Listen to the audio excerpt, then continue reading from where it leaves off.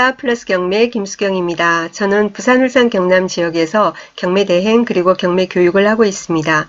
자, 오늘 영상에서는 제가 유치권하고 미납관리비 과연 낙찰자는 어디까지 인수해야 하는가 라는 두 가지 부분에 대해서 얘기를 한번 해보려고 합니다. 샘플로 사건 하나 준비했습니다. 부산지방법원 동부지원 사건이고요. 2018 타경 105274 사건입니다. 부산광역시 해운대구 우동 1514번지 센텀 리더스마크 1층에 있는 132호 외 1개호, 2개 호실 이렇게 통으로 같이 나와 있거든요. 위치가 어디냐면은 부산 백스코 바로 옆에 있어요. 백스코 인근에 있습니다. 저도 여기서 한 1년 조금 넘게 여기 사무실 이제 렌트 해가지고는 있었던 곳인데요. 여기가 이렇게 나와 있는데 이 1층 하니까 또 관심들을 가지실 것 같은데 1층 상가 좋지 않습니까? 게다가 센텀인데 이런데 1층이라도 위치가 안 좋아요. 호실 위치가 전면부에 위치하지 않아서 좋지 않습니다. 낙찰 받으시라고 제가 한 게 아니라 이렇게 공부하고자 보는 거니까.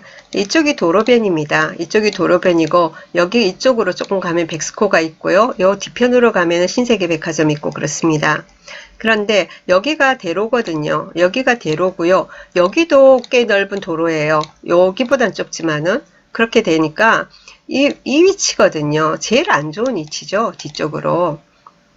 여기 옆으로 뭐 약간 공간을 두고 다른 건물 바로 또 앉아 있고 여기 뒤에도 건물이 있고 뭐 이런 식이에요. 도로면에서 보이지가 않는 거죠. 그러니까 뒤편이라 하더라도 여기 같으면 괜찮아요. 여기는 도로상으로 다 여기 이 도로도 꽤 유동인구가 많으니까 이쪽보다 도리어 여기가 유동인구가 더 많아요. 근데 여기라서 영 별로입니다. 자, 위치는 제가 말씀을 드렸고요. 자, 그러면은 등기부를 보면서 우리 관리비 부분부터 우선 짚어봅시다. 등기부 현황 보니까 2012년 5월 30일 날 현재 소유주가 매수를 했고요. 그 이제 잔금을 치면서 담보대출을 우리 새마을금고라는 데서 받았습니다. 그래서 바로 근저당 설정돼 있고 그 다음에 압류들이 들어와 있어요. 그리고 공매 공고가 떠 있습니다. 부산광역시 해운대구 공매 위에 보면은 해운대구에서 압류 있거든요. 그래서 이걸 기반으로 해서 공매가 들어왔어요. 세금을 안 내면은 경매가 아니라 공매가 들어오는 거다. 그죠? 자, 그리고는 강제 경매가 있습니다. 센텀 리더스마크 관리단에서요. 이 건물 관리단에서 관리비를 안 내니까 그래서 경매가 들어와 있습니다. 그리고는 위에 근저당이 있었죠. 예, 근저당에 기반해서 또 임의경매가 들어와 있습니다. 공매 공고, 강제 경매, 임의경매 다 들어와 있는 사건입니다. 자, 여기서 우리가 생각을 한번 해봅시다. 관리비 하면 흔히들 뭐라고 생각을 하십니까? 관리비는 3년분만 인수하면 된다. 아무리 많이 밀려있어도 5년 10년 밀렸더라도 왜? 관리비는 단기 채권에 해당이 돼서 3년이 지나면 소멸한다. 그래서 3년까지만 3년분만 인수하면 된다. 그리고는 뭐 연체료라든지 이런 거는 인수하지 않아도 된다. 이렇게들 많이 알고 계십니다. 여기도 보면은 전문가 멘트가 뭐가 나와 있냐면은 이 옥션 사이트에서도 미납관리비의 경우에 사용자 부담이 원칙이나 사용자가 납부하지 않은 경우, 그러니까 관리비 납부를 안 하면은 공용부분 관리비는 대법원 판례에 따라서 매수인에게 승계됩니다. 그죠? 매수인에게 승계됩니다. 이 매수인은 뭐예요? 매수인은 일반 매매도 해당되겠죠. 경매에서요. 경매에서는 낙찰자를 말하는 겁니다. 그죠? 자, 관리비 채권의 법적 소멸시효는 3년이며 미납관리비의 연체료나 관리사무소에서 임의로 계산한 지연손해금 등이 매수자에게 승계되지 않습니다. 이 말이 뭐죠? 3년간의 공용관리비 원금만 인수하면 된다. 이 말입니다. 그죠? 그래서 위 사항을 참고해서 관리사무소와 협의하여 처리하시기 바랍니다. 이렇게 돼 있는데요. 그래서 다들 그렇게들 알고 계십니다. 제가 판례를 하나 보여드리겠습니다. 그런데 대법원 판례인데요. 이거는 2015년 5월 28일 날 선고된 2014-81474 판결입니다. 여기 판시사항 한번 보겠습니다. 어떤 내용이 나오냐면 집합건물의 관리를 위임받은 각 주식회사가, 그러니까 관리단이죠. 우리 편하게 관리사무소를 합시다. 예, 관리단이 구분 소유자 을을 상대로, 그죠? 구분 소유자 을을 상대로 관리비 지급을 구하는 소를 제기하여 승소 판결을 받음으로써 관리비를 안 내니까, 을이 관리비를 안 내니까 관리단인 갑이 관리비 지급을 구하는 소송을 제기를 해서 승소를 받은 거예요. 승소를 받으면은 어떻게 되냐면은 을의 체납 관리비 납부 및 소멸시효가 중단된다 했어요. 소멸시효가 중단이 되는 겁니다. 뭐 3년 지났다고 해서 소멸되는 게 아니에요. 자, 그렇게 이제 된 겁니다. 그 이후에 병이 임의경매 절차에서 이제 병이 누구예요? 경매에서 낙찰받은 사람입니다. 그러면은 이 사람이 이제 그 낙찰을 받고 그 소유권을 자기가 이제 취득을 했잖아요. 그러면은 시효 중단의 효력이 병에게도 미친다 했습니다.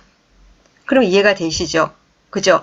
관리사무소에서 아무런 액션을 하지 않고 관리비가 5년이고 10년이고 계속 쌓여가도 가만히 있었다. 그러면은 맞습니다. 관리비 단기 채권 뭐 소멸 이렇게 해당이 돼서 3년분만 인수하면 됩니다. 3년분 공룡관리비 원금만 그죠? 인수하면 됩니다. 그런데 대부분의 관리사무소에서 가만히 있지 않습니다.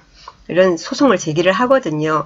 그래서 이제 그 아까도 강제경매가 들어오지 않았습니까? 센텀 리더스 마크 관리단에서 강제경매가 들어왔다라는 거는 소를 제기를 해서 승소를 받았기 때문에 그걸 근거로 해서 경매가 들어온 거예요. 그렇기 때문에 3년분만 내면 된다 이런 식으로는 생각하지 마시기 바랍니다. 이 내용에 대해서 따로 제가 영상을 올려드린 게 있습니다. 더 자세히 보실 분은 나중에 댓글에 그 링크 달아놓을 테니까 다시 한번 보시기 바랍니다. 참고하십시오. 자, 그러면 다시 사건으로 돌아가겠습니다. 그러니까 이런 어떤 여러분도 지금 제가 보는 이 옥션 사이트 보시는 분들 많이 계시죠. 근데 이런 그 전문가 멘트는 그냥 이렇게 달리는 부분을 무조건 그렇다 하고 받아들이지 마시고 좀 제대로 아시라고 제가 오늘 영상을 찍는 겁니다.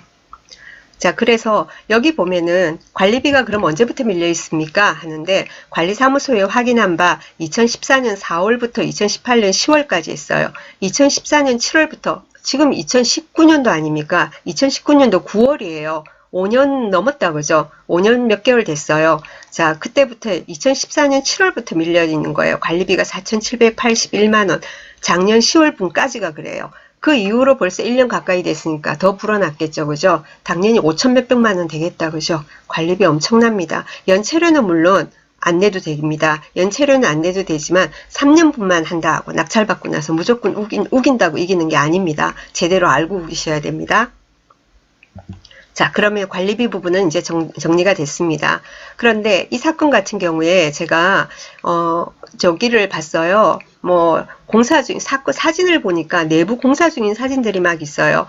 그래서 뭔가 있나 하고는 현황조사서를 제가 열어봤습니다. 현황조사서를 열어봐도 뭐 아무런 어떤 뭐 그 유치권에 관련한 어떤 내용 이런 거는 없어요.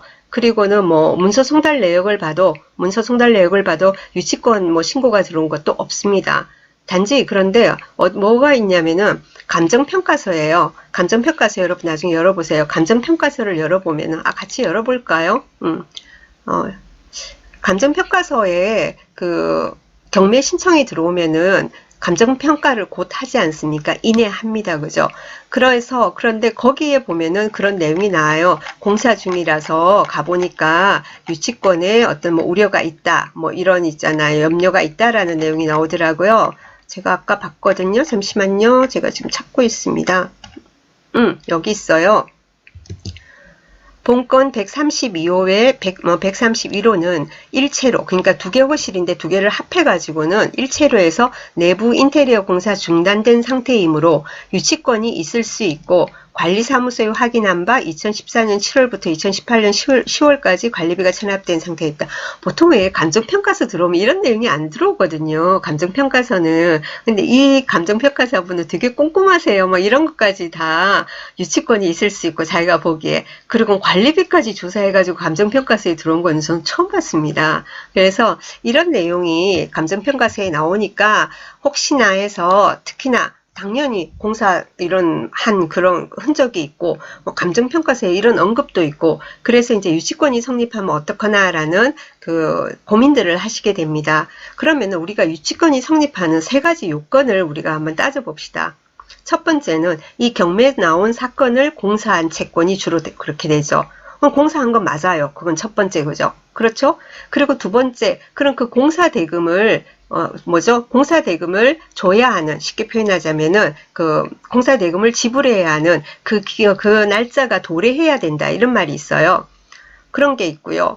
그거는 뭐 당연히 그런 거. 세 번째가 주로 많이 유치권이 부분에 있어서 문제가 되는 게 경매 신청이 여기 언제 들어왔죠, 우리?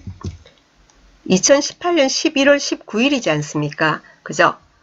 경매가 이렇게 신청이, 그러니까 경매 개시 등기가 11월 19일이에요, 작년. 그러면은 이 날짜 이전부터 해서 이 물건을 점유하고 있어야 돼요. 직접 점유도 되고 다른 사람을 시켜서 간접 점유도 해도 됩니다. 하지만 그 평온한 상태에서, 그러니까 점유를 해서 계속 그 점유를 유지를 해야 해요. 중간에 점유를 이탈을 하면 안 됩니다. 계속해서 이제 자기들이 점유를 하고 있어야 되거든요. 그죠? 공사를 해야 되고, 공사는 누군가 했어요. 그죠? 그런데 뭡니까? 점유 부분에 있어 가지고는 보통 이제 그 뭡니까? 이렇게 그 유치권이 성립이 안 되는, 유치권이 우리가 깨진다라고 표현하는데 그런 경우가 상당히 많이 있습니다. 근데 이 점유 부분에 대해서는 조사를 해봐야 되겠죠. 하고 있는지 어떤지 우리가 뭐 알 수가 있나요? 근데 현황 조사서에는 점유하고 있더라, 아니면 현수막이 있더라, 이런 내용조차도 없어요. 아무것도 없어요. 자, 그런데 그래도 뭐 걱정이 되지 않습니까? 그런데 관련 제보가 들어왔어요. 거기에 대해서. 자, 본건은 현재 우리 새마을금고에서, 우리 새마을금고가 어디죠? 아까 근저당권을 설정한, 그죠? 근저당권자인 우리 새마을금고 경매도 신청을 했었죠. 임의경매를 신청했었죠. 그 경매 신청 채권자입니다. 거기 그 우리 새마을금고에서 직접 점유하고 있음으로 했습니다. 우리 새마을금고에서 직접 점유하고 있다라는 말은 공사한 사람이 점유하고 있는 게 아니라는 거예요. 자, 그러니까 뭡니까? 유치권자의 유치권이 성립되지 않는다는 제보가 있으니, 그렇죠. 아까 제가 뭐라고 그랬어요?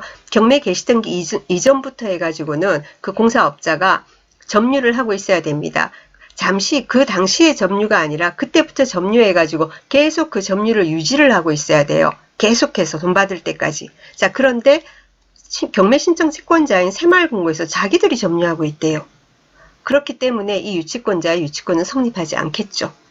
그래서 이렇게 채권자가 아주 적극적으로 나서서 이렇다라는 제보까지 들어와 있는 겁니다. 왜 제보를 하겠어요? 유치권이 성립을 하면은 많은 사람들이 그 유치권 때문에 염려가 돼서 입찰을 잘 안 할 거고, 하더라도 아주 낮은 금액에 될 거고, 그러면은 이 새마을금고 측에서는 뭡니까? 채권 횟수가 아주 적은 금액밖에 안 되겠죠. 그래서 항상 유치권 이런 부분에 있어서는 이렇게 경매 신청 채권자들이 자기들하고, 그죠? 자기들의 이익과, 자신들의 이익과 관련이 되어 있으니까 이렇게 적극적으로 움직이는 겁니다. 그래서 뭐 이렇게 하지 않더라도, 일반적으로 이런 내용이 없더라도 주로 이제 근저당권자, 경매 신청 채권자한테 저희들도 많이 문의를 하거든요. 근데 문의하기 전에 먼저 자기들이 제보가 들어와 있어요. 자기들이 점유하고 있다고. 그래서 그래도 좀 불안하시면은 직접 한번 문의를 한번 해보시기 바랍니다. 두 가지입니다. 오늘 제가 말씀드린 게, 하나는 미납관리비가 아주 많이 밀려있을 때, 몇 년이고 계속 장기간 밀려있을 때, 그 관리단에서 아무런 법적인 그 절차를 하지 않았을 때는 뭡니까? 3년인 분만 인수하면 됩니다. 5년이 밀렸건 10년이 밀렸건. 하지만 뭐 어떻게 되죠? 그 부분에 대해서 소를 제기해가지고는 승소를 하지 않습니까? 그러면 소멸시효가 중단된다라고 했습니다. 그러니까 그게 3년분만 인수하는 게 아니다라는 그 내용을 아셔야 하고, 이 사건 같은 경우에도 이제 5년 이상 밀렸습니다. 다 인수해야 하는 겁니다. 연체료는 빼고.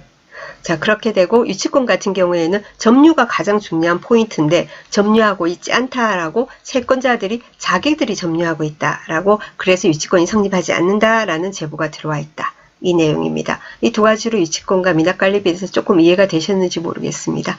도움이 되셨으면 구독, 좋아요, 알람 설정 부탁드립니다. 저 오랜만에 이 말 하네요. 감사합니다.